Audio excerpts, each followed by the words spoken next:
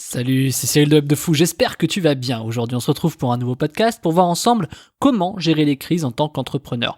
On le sait, la vie d'entrepreneur est semée d'obstacles, clairement, et ce n'est pas forcément tout rose. Et on va voir ensemble comment est-ce qu'on fait pour gérer ces crises, et tu vas voir qu'elles peuvent venir de toutes parts, et on va voir qu'en fait le process pour gérer ces crises est toujours un peu le même. Et je vais t'expliquer ça en détail dans le podcast, tu vas voir. Avant ça, tu connais le truc, tu cliques sur le bouton s'abonner, tu vas dans la description, il y a un lien, ça s'appelle Rejoins mes contacts privés, tu cliques dessus, tu t'inscris et tous les matins, tu reçois un podcast comme celui-ci avec des informations qui vont changer ta vie et ton business, crois-moi. Ok ? Allez, on y va. Les crises, quand on est entrepreneur, on sait ce que c'est. Je sais pas si toi, dans ton business, t'en as vécu beaucoup, moi j'en vis quotidiennement, tout simplement parce que quand on est dans le web, on sait que c'est très en dents de scie, tu vois, les problèmes et les résultats. Et que il est très difficile de trouver des stabilités. Alors t'en trouves, très régulièrement, mais qui sont toujours défoncés par des obstacles que t'as pas vu venir. Donc t'essaies de prévoir un peu tout ça et d'anticiper. Et en fait, tu gardes toujours une part, parce que tu sais que tu peux anticiper 100% de ce que tu penses, il y a toujours cette part de 20% de trucs que t'as pas pensé qui va t'arriver. Donc la question, c'est de te dire, quand tu sais qu'il y a un truc qui t'arrive dans la gueule, comment est-ce que tu gères ça? Et est-ce que tu le vois déjà que ça t'arrive dans la gueule? Moi, j'ai pris l'habitude, en tant qu'entrepreneur, d'anticiper ce genre de trucs en me disant, c'est très simple, quand j'ai quelque chose qui fonctionne, je pars du principe qu'il y a du yin et du yang. Je crois beaucoup personnellement au karma, tu vois, je vais pas trop rentrer dans le délire, mais je crois énormément dans le karma, moi j'y crois beaucoup. Donc du coup, je pense aussi qu'il y a des équilibres qui se créent. Dans ces équilibres, on sait que quand tu as des grosses réussites, il faut tout de suite s'attendre à ce que, de toute façon, il y ait une fin à cette réussite. Cette fin passera probablement par des échecs. Ce que je veux dire, c'est que on vit tous et on meurt tous, tu vois. Je pars de ce constat-là, je vais pas être trop morbide, mais c'est pour te dire qu'il y a une fin à tout. Ta société, tu l'as créée, elle dure 99 ans. Il va y avoir une fin à ta société. Donc en fait, ça permet de garder les pieds sur terre. Moi, c'est un leitmotiv qui me permet de dire, voilà, ok, c'est super ce qu'on fait, les gars, maintenant on fait quoi? C'est pas genre une arrivée, tu vois, ce n'est qu'un petit chemin, un petit bout de chemin où, ok, c'est bien de se gargariser, de s'arrêter au bord du chemin et de dire, putain, t'as vu ce qu'on a parcouru, super paysage, à un moment donné, il va falloir repartir. Et là, il faut pas trop traîner, tu vois, parce que, en attendant, le temps change, tu vois, si tu fais une randonnée, le temps, il change vite en montagne. C'est exactement la même chose, tu vois, je pense que la métaphore, elle est vraiment adaptée à ça. C'est que le temps change vite, au même titre que le web. En fait, dans le web, ça va tellement vite que si t'es entrepreneur sur le web, tu sais très bien de quoi je parle, les choses vont énormément vite. Mais même si t'es pas entrepreneur dans le web, je veux dire, tous les entrepreneurs ont les mêmes problèmes, tu vois, les mêmes crises. Je vais te donner l'exemple. Les difficultés principales, c'est quand t'as un prud'homme, quand t'as un licenciement, quand t'as des gens qui démissionnent. Le pire, c'est les démissions pour une raison simple. Une démission ne vient jamais seule. Je sais pas si t'as déjà eu des démissions. Alors, à part si t'es deux dans ta boîte et que t'en as un qui pose sa dème, mais voilà, quand t'as 10 personnes, tu commences à avoir entre 7 et 10 personnes. Quand t'as une démission, t'en as pas qu'un qui part. T'en as beaucoup qui partent. Je sais pas pourquoi. Alors, t'as des bouquins de management qui t'expliquent que c'est le manque de confiance en l'entreprise, etc. Et donc, ça suit. Il suffit que t'en aies un qui dise, allez, je me casse, et le reste suit. Je crois pas beaucoup à cette théorie. Je pense que c'était vrai il y a 20 ans. Aujourd'hui, on lit beaucoup de bouquins et beaucoup de trucs des entrepreneurs d'hier, en fait.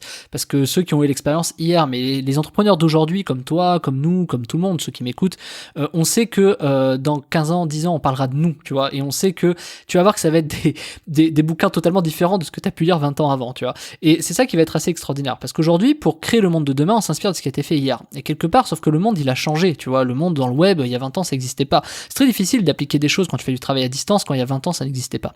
Donc, ce que je veux dire, c'est que tu peux t'inspirer de tout ça, c'est important de connaître, tu vois, c'est important de savoir, mais à la fin, les difficultés restent sensiblement les mêmes choses. Et comme le marketing, en fait, le marketing des années 50 marche toujours aujourd'hui. Donc, ce que je veux te dire, c'est que les choses changent. Tu vois, on travaille de chez nous, mais on travaille toujours. Les choses changent, les salariés sont chez eux. Par exemple, si tu travailles dans le web ou quoi que ce soit, ou si tu travailles à distance, si tu manages des gens à distance, mais tu as toujours des salariés, tu vois. Donc, il y a des choses qui ne changent pas.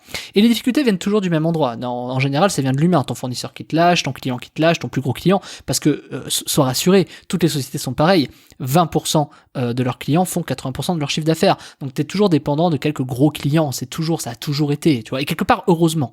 Donc, du coup, il suffit que tu as un client qui te lâche et tout de suite, c'est la débandade. Tu as un salarié ou deux qui s'en vont, une démission, une vague de démissions. Moi, j'ai eu une vague de 5 démissions.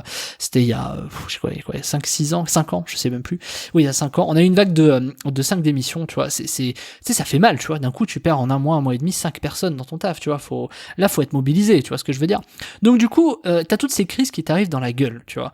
Et donc, le réflexe qu'on a en tant qu'humain, même en tant qu'entrepreneur, même en tant que salarié, n'importe qui a ce réflexe, comme dans un jeu vidéo, je sais pas, c'est quand t'as quelque chose qui ne fonctionne plus, t'as des gens qui s'en vont, etc., machin, tu as tendance à vouloir continuer la même chose. C'est-à-dire que le plan principal, c'est comme un salarié qui fait son job, ça marche très bien, il monte, tu vois, il fait beaucoup de chiffres, etc.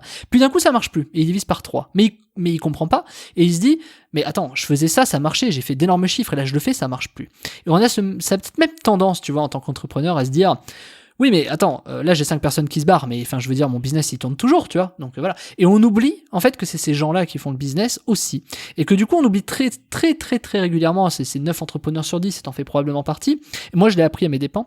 On oublie très régulièrement de changer de stratégie en fait. On essaie de garder ce qu'on a avec moins, du coup on pressurise un peu plus les gens qui restent et on se met de l'énergie au taquet dans des recrutements, etc. Mais en fait c'est une erreur, tu vois, il y a des choses qui sont beaucoup plus faciles à faire, tu vois, quand t'as les bonnes méthodologies, quand tu sais comment ça fonctionne, quand t'as passé plusieurs crises et que t'as l'expérience des crises, tu sais qu'en fait ça c'est bien au début parce que t'as l'impression que, mais en vérité c'est une demande d'énergie qui est trop importante pour tout le monde, tu pressurises tes salariés, toi tu fais passer des entretiens à tire-larigot pour essayer de trouver les bonnes personnes, du coup tu fais des mauvais choix, tes salariés sont surpressurisés, du coup ils font de plus en plus de choses, et du coup ils sont à la limite du burn-out, tu vois, je peux tirer loin le truc, donc tu vois c'est pas des bonnes solutions. Mais toi tu dis ouais mais le chiffre se maintient, il faut qu'on soit tous mobilisés, etc. Bien sûr cette mobilisation elle dure quoi, 4-6 mois on va dire pour les plus peut-être 1 an pour vraiment les gens qui aiment vraiment batailler jusqu'au bout, voilà. Mais à un moment donné ça change, c'est ça que je veux te dire. Donc du coup c'est une fausse bonne idée de se dire quelque part que on peut continuer dans la même configuration alors qu'il y a peut-être la moitié de ta société qui s'est barrée, de salariés ou 2 personnes en moins, enfin je sais pas combien ça représente, peut-être 20-30%, on ne peut pas continuer dans le même fonctionnement. Et ça, aujourd'hui, j'en vois pas beaucoup parler de ça sur le web parce que les mecs, tu vois, ils sont seuls. Moi, quand je vois les youtubeurs, tous ceux que tu connais, les infopreneurs, c'est des gens, ils ont choisi de vivre seuls pour beaucoup de raisons et je respecte ça. Moi, ça n'a pas été mon choix. Moi, j'aime bien m'éclater au boulot, j'aime bien avoir des gens qui sont cool, avoir des gens avec qui on rigole, tu vois, parce que travailler devant ton ordi, gérer des trucs et des machins, bon, bah, c'est bien, mais à un moment donné, c'est cool quand t'es plusieurs. Alors bon, les infopreneurs actuels, ils ont des prestats, ils ont des entrepreneurs entre entrepreneurs, où tu t'échanges, etc. Mais ce que je veux te dire, c'est que ces crises, c'est sûr que moins t'as de personnes, moins t'en traverseras. Et c'est pas pour autant que tu les traverseras pas. Je pense par exemple à la crise du coronavirus qui est passée. Il y en a qui ont morflé grave, tu vois, que ce soit des infopreneurs ou des gens seuls ou des gens avec des grosses sociétés. Il y a des gens qui ont morflé. Et donc du coup, c'est ça qu'il faut te dire, c'est que il y a pas de bon endroit. Il y a pas de bon endroit à aller. Il y a pas de truc miracle en soi, tu vois, tu le sais. Enfin, il y a quand même des petits trucs. Il y a toujours, en fait, il y a un process. C'est pas un process miracle, mais c'est une méthodologie qui te permet de toute façon d'y arriver. Maintenant, sans même parler de cette méthodologie, ce qu'il faut comprendre, c'est quand tu as des difficultés comme un prud'homme, un licenciement, une démission. Tu vois, moi aujourd'hui, je comparais souvent le fait que un coronavirus, c'est pas pire qu'une démission. Enfin, d'un point de vue business. Alors là, il y en a qui vont crier au scandale pour plein de raisons, mais laisse-moi t'expliquer pourquoi. En fait, ce n'est qu'un obstacle supplémentaire. T'as la réponse, t'as un mec qui se barre, tu dois en recruter un. T'as la réponse, t'as un produit qui flanche, tu vas essayer d'en faire un autre. Ok, t'as un corona qui arrive, tu fais quoi? Et c'est pour ça que les gens flippent, c'est-à-dire en fait ils ont pas la solution à un truc comme ça. Alors qu'en fait c'est exactement la même, c'est qu'un obstacle de plus. T'as combien d'obstacles en tant qu'entrepreneur que t'as pas vu arriver dans ta gueule que t'as dû apprendre à surmonter? Il y en a énormément, et tu le sais comme moi quand je parle aux entrepreneurs que je connais, je veux dire on a tous le même discours sur des sujets comme ça. Quand t'as un problème qui t'arrive dans la gueule, tu le surmontes, ok, tu le prends par le bout, t'essaies de voir, tu le retournes, t'essaies de trouver des solutions, tu testes, etc. Et voilà, jusqu'à trouver des solutions. Et là le problème après c'est le temps, l'argent, etc. D'accord. Mais le truc que je vais appuyer là-dessus, c'est que quand t'as un truc qui ne marche plus, que ce soit ton corona, que ce soit ton salarié qui se barre, t'es une vague de démission, que ce soit un prud'homme, quand t'as quelque chose qui ne fonctionne plus, arrête d'essayer de le reproduire, ça ne fonctionne plus. Et là je parle à tous les salariés, tous les étudiants, tous les entrepreneurs. Quand tu fais un truc qui fonctionne et qui du jour au lendemain ne fonctionne plus, arrête de continuer à faire le truc qui ne fonctionne plus. Il faut donc changer de stratégie. Je dis ça parce que nous sur le mailing, combien de salariés j'ai eu qui quand ils font du mail se disent, franchement c'est l'angoisse, se disent oui mais hier je faisais tant mais là ça marche plus, donc je continue à faire le truc qui marche plus, mais qui marchait hier. Ok, mais ça marche plus aujourd'hui. Oui mais ça va remarcher. Plus grosse erreur qui existe. Oui, mais le coronavirus, ça va revenir à la normale. Non, ça reviendra pas à la normale. Tu vois, enfin, donc du coup, à quel moment tu as envie de tu vois, il y a vraiment ces deux catégories. Hein. Quand t'es entrepreneur, mais même quand t'es humain, enfin, en gros, tu vois ce que je veux dire. J'essaie de simplifier. Hein, je fais un stéréotype pour simplifier, mais t'as celui qui va dire, mais non, ça va revenir. Et t'as celui qui dit, ok, on est foutu, on va s'adapter. De toute façon, c'est un peu la loi de Darwin. En gros, c'est ceux qui s'adaptent qui survivent. Moi, je crois beaucoup à ça. Et je vais te dire, les plus grands entrepreneurs qui ont survécu, que moi je connais, les plus grands entrepreneurs que je connais, c'est pas les plus grands entrepreneurs du monde, hein, les plus grands entrepreneurs que moi je connais, Je vais te dire un truc, s'il y a bien une qualité essentielle entre chaque entrepreneur qui font la différence par rapport aux autres qui coulent et qui meurent à un moment donné, elle est très simple. C'est l'adaptation. Il y en a qui se sont énormément adaptés. Et cette adaptation, personne ne l'a vu venir sur le coronavirus. Moi, je vais te dire, quand j'ai un licenciement, j'ai une méthodologie d'adaptation. Quand j'ai une démission, j'ai une méthodologie d'adaptation. Quand on a un prud'homme, bon ben, on paye les avocats. Mais ce que je veux te dire, c'est que t'as des méthodologies pour ça. Et franchement, savoir t'adapter sur n'importe quelle crise, c'est quand même toujours un peu délicat parce qu'on sait jamais d'où vient la crise. Mais par contre, il y a toujours des process qui fonctionnent. Et c'est justement la formation que j'ai fait cette semaine, qui s'appelle la stratégie anti-crise 100% rentable, c'est que maintenant moi j'ai plus aucune crise qui me fait peur. Aucune. Parce que je sais comment agir, je sais quoi faire, je sais quelle méthodologie appliquer. Peu importe le secteur, ça marche, ce que je vais te dire, tu vas voir. Et c'est juste dingue de te dire pourquoi c'est aussi compliqué. Pourquoi est-ce qu'on voit les choses autant compliquées alors que parfois il suffit de rien, c'est vraiment hyper simple de pouvoir te dire, voilà, j'ai un problème, je le connais pas, mais je sais que je vais arriver à le surmonter.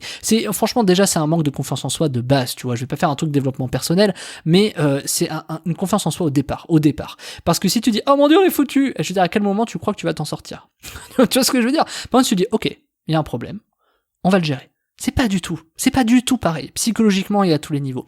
Et donc après, évidemment qu'il faut mettre en place des actions, évidemment qu'il faut que tu fasses des choses, je veux dire, ça va pas te tomber dessus, tu vois, enfin, je veux dire, t'es entrepreneur, hein. Je veux dire, si tu gagnes de l'argent et que t'en perds, c'est ta faute, tu vois, dans tous les cas. Que t'en gagnes, bravo, que t'en perdes, dommage, tu vois, dans tous les cas, voilà. T'as un mec qui se barre, c'est ta faute. T'as un prud'homme, c'est ta faute. T'as une démission, c'est ta faute. Un licenciement, c'est ta faute. Tu ne trouves pas les solutions à ton problème, c'est ta faute. Tu ne trouves pas la solution à tes salariés, à tes partenaires, à tes prestataires, à tes clients, c'est ta faute. Donc ça, une fois que tu l'as accepté, que tu l'as bien digéré, bah, tu te dis, ok, c'est ma faute. Maintenant, ça sert à rien de s'auto-flageller, tu vois. Enfin, je veux dire, ça sert à rien de se dire, oh, c'est ma faute. Mais c'est de dire, ok, c'est ma faute. Comment j'agis? Comment je m'adapte? Il faut s'adapter. Et s'adapter à n'importe quelle crise. Tu vois, alors moi, j'ai pas vécu la crise de 2008 en tant qu'entrepreneur, mais honnêtement, c'était moins pire que ce qu'il y a maintenant. Donc, les solutions, elles sont toujours identiques. Par contre, le truc que je constate, c'est qu'elles sont toujours identiques. Moi, j'ai vécu énormément de crises, que ce soit perte financière. J'ai été jusqu'à 1000 euros du redressement judiciaire. C'est-à-dire, j'étais à 1000 euros du redressement judiciaire. À l'époque, c'était moins 29 000 euros sur le compte en banque, à moins 30 000, on passait en redressement judiciaire. Et on est remonté, on a fait des centaines de milliers. Je veux dire, j'ai passé des crises où on a investi 2 fois plus pour rien, on a perdu de l'argent, on a fait des crédits, on s'est endetté, enfin c'était mon associé qui s'était endetté pour un produit qui n'a jamais marché, etc., etc., etc. On a eu des crises que t'imagines même pas, des gens qui se barrent du jour au lendemain, 5 démissions d'un coup, des licenciements à prud'homme qui tombent du chapeau alors que le mec on le vire normalement, etc. Des trucs que t'imagines même pas à payer, des trucs on n'a pas l'argent, machin. Bref, tous ces problèmes que tu peux plus ou moins avoir vécu, je les ai pas tous vécus, attention, hein, personne les a tous vécus, mais tu te rends compte qu'il y a toujours une stratégie, une méthode qui permet toujours d'arriver à surpasser ça, peu importe ton métier, peu importe ce que tu fais. C'est justement le sujet de la formation qui s'appelle la stratégie anti-crise 100% rentable. C'est la formation de la semaine où je t'explique comment moi j'ai solutionné le problème du coronavirus, comment j'ai solutionné les problèmes de mes clients avec le coronavirus, comment j'ai pu dégager les avantages du coronavirus et c'est applicable partout. Il suffit juste de réfléchir et de te dire mais oui, et tu vas voir, c'est ce que je te montre, et je te montre tout, tu vois, c'est une formation vidéo, tu connais le truc, on va rentrer vraiment dans le concret des actions que j'ai faites, etc., je vais te montrer tout ça, et ça va changer ta vision des crises, crois-moi, ok? Donc si t'as plus envie d'avoir de crise, et si t'as envie de surpasser n'importe quelle crise, je vais te donner les clés, ok? Donc tu cliques sur le bouton, c'est la stratégie anti-crise 100% rentable, c'est dans la description, tu cliques dessus, on se rejoint de l'autre côté, sinon je te dis à demain Martin, salut.